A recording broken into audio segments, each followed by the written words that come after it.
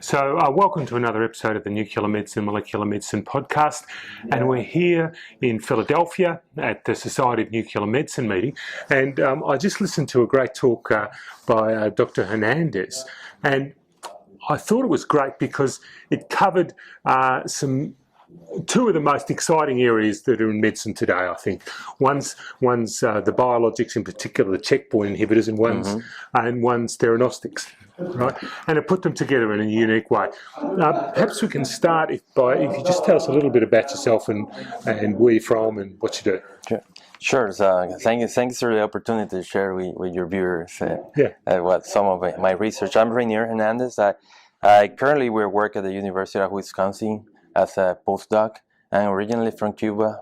So I moved to the United States in 2007. Cuba's got a long history of dealing with particularly biologics and stuff. I mean, within the context of a third world country, they're pretty advanced thing. And I mean, I received a very good education there, and I kind of translated here into what I've been doing here now. Yes, I've been to Cuba. It's great. Yeah.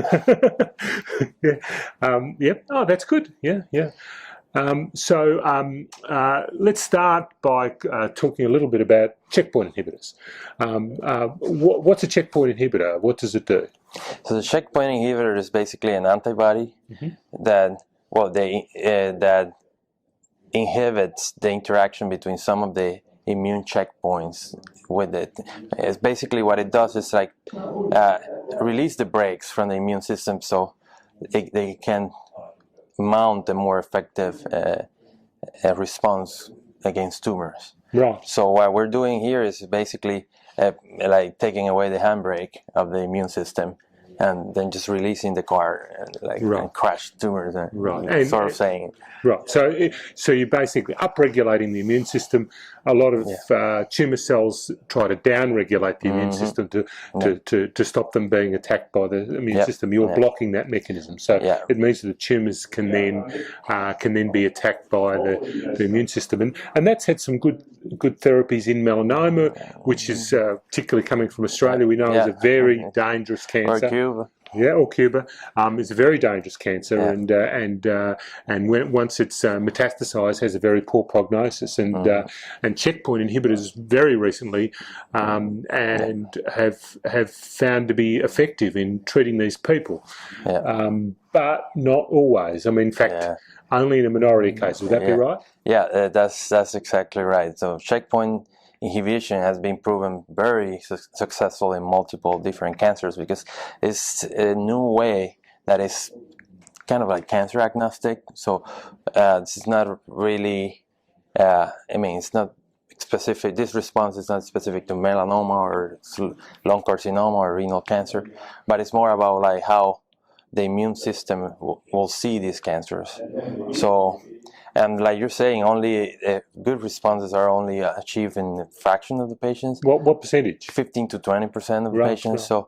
So that it could potentially be expanded to more patients, but we'll need kind of novel combinations in order to achieve the full potential of a checkpoint inhibition. Right. So and that's what we're trying to do here. We're trying to supplement checkpoint inhibition with targeted radiation. Radionuclide therapy to make tumors more visible to the immune system and let them respond. So if you damage the tumor with radiation, you're exposing more of the tumor to the immune system. And so the immune system can then attack those tumors. So instead of getting the 15%, you're going to have a greater percentage of those tumors attacked. Hopefully all of them. Hopefully all of them. Because So tell me a bit about your experiment. What did you do? So basically what we found, this is the research that we've been conducted initially with external beam radiotherapy. Yep. Where we're we found that when you irradiate tumors, they're making them more responsive to this checkpoint inhibition. Yes. But however, like most patients are, especially the patients that have been treated now with checkpoints, they're presented with metastatic disease. Right. So they have multiple tumors, and sometimes we don't even know where those tumors are. So it's not feasible to use the external beam radiation to treat all the tumors in the cancer. And we know that the beauty of Theranostics with radioactive is that you can treat one cell. You can't fire external beam radiation at one cell, right? Exactly. Yeah. So and that's the approach here. You try to use a radiation delivery system that is systemic and it can target all the tumor sites in the body. Right. So you used you had a mouse model. So we currently have. The presentation that I gave today was in a mouse melanoma model, which is considered not a very good responder to just CheckPoint. Right. So we're trying to make it. I think I convinced you guys that we achieve is that we're making this melanoma tumors more responsive to CheckPoint inhibition, and potentially these mice are getting cured. Right. So by doing the CheckPoint inhibiting only on these mice, so what response did they get? What response did they get? What we're trying to achieve here, and we know we can achieve this based on clinical experience, what we're trying to do is a long-term curative endpoint.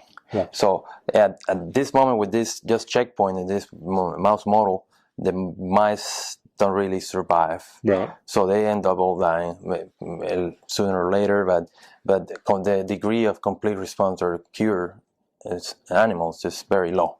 Right. However, when we combine the two, the radiation plus the CheckPoint inhibition, we achieve probably 2 out of 3 will respond completely and get cured. Right. So that's a significant improvement.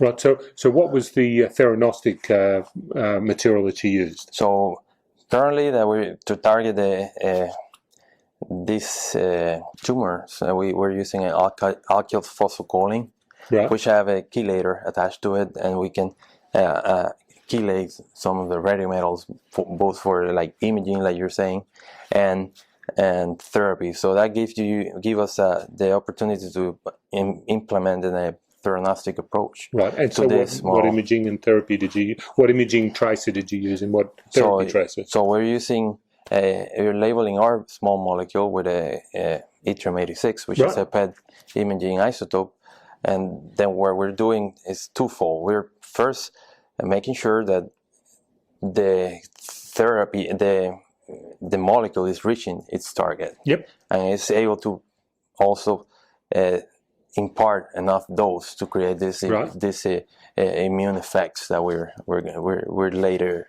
seeing. So and we also finding recently that also the dose that you impart to the tumor microenvironment is also important. So using the theranostic approach, we can also kind of like titrate the dose, and for a more patient tailor or animal tailor dosing. Right. And so what sort of dose did you achieve to do that?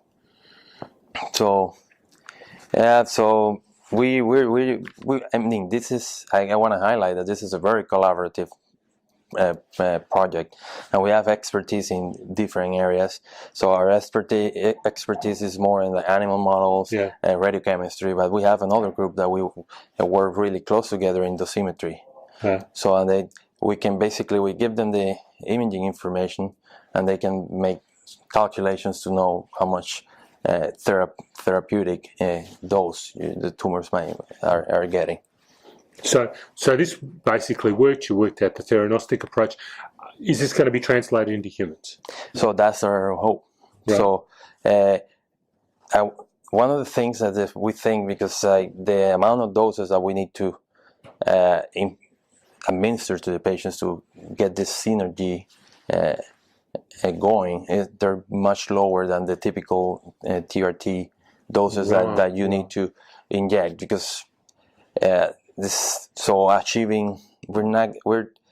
gonna be hitting our target without incurring any significant toxicity. So because we're gonna be way lower. Well, you showed that none of these mice, even at the higher levels, lost weight. Yeah. So that means that they were healthy. And so we do see that at much higher levels. So it's kind of 5 times the amount of activity we will need to achieve the effects. The mice are still doing fine and recovering. You see some suppression on systemic immune system, but that's a much higher, like 5 to 10 times the dose that we need to achieve the synergy with CheckPoint and TRT. Have you got any funding or any program to actually turn this into? So this project is fairly young. So we've been doing this for like a year. So there's like a fair bit amount of grant submissions that we've put on. So we're waiting on the response from several of them. Right. So we're excited about it, and the feedback that we've got from colleagues and the field in general is pretty good. So so we're thinking that this might have legs. Like absolutely. Yeah. Well, particularly with something like melanoma, it's a relatively common cancer, particularly in places like Cuba and Australia. So if we could have a treatment that would be effective in metastatic melanoma, then alone that's going to be great. But of course, this is translatable to other cancers. Yeah, exactly, because that's another interesting benefit that this approach has. The checkpoint inhibition is cancer agnostic, so it can work in any type of cancer, and our molecule is kind of like cancer agnostic. So we'll have we'll be able to deliver the radiation to not just melanoma, but like lung cancer, breast cancer, potentially even brain cancer. So the possibilities are really many. This is wonderful. This is wonderful. Great stuff. So, anything else you'd like to add? Anything else you'd like to add? No, I mean, I just want to thank you again for the opportunity that I do this and share with the audience, of the Australian audience, what we're doing here at the University of Wisconsin. Where can people find out a bit more about your research? Have you got a website or? So we have several manuscripts on and the preparation. So be ready. Okay, so just search for you, right, and look for the manuscripts. You haven't published anything yet? So we have at least a couple manuscripts. Like I said, this is a project that's been going on for a year, so it's fairly new, and we're trying to make a very convincing argument. So when we put a paper there, people are going to adopt it right away. I think you're right. I think it's going to be adopted, and I think it's a great approach, and it's a great way that we can defeat cancer. I think in many ways. I think so. Thank you. Yeah, you're Much welcome. appreciated.